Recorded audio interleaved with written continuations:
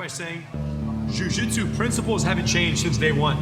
What made my grandfather effective against Fred Ebert or Wladek Zabisco, or what allowed him to survive for 13 minutes against Kimura is the same. What is that? Survival mindset, efficiency of energy, natural body movements.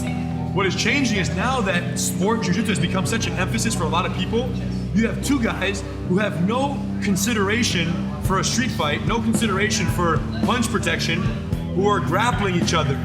And when there's no punching, there's millions of things that can happen based on gis and lapels and grab and twist and crazy different guards that are not street applicable, but they're very sport.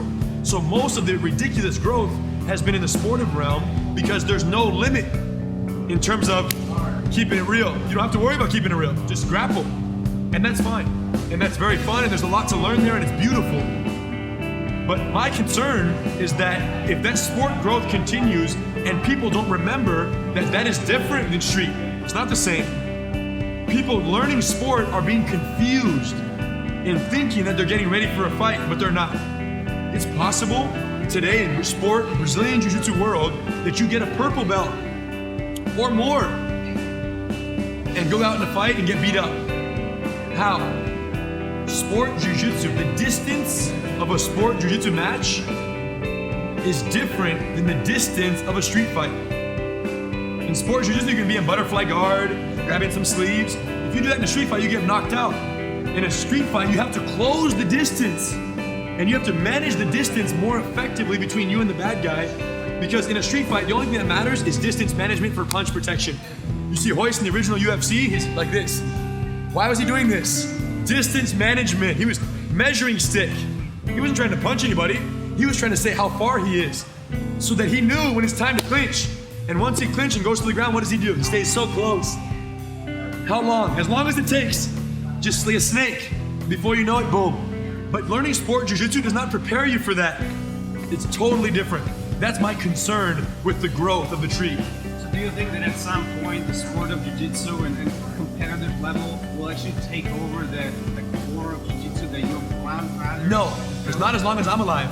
As long as I'm alive, street self-defense Jiu-Jitsu will always exist.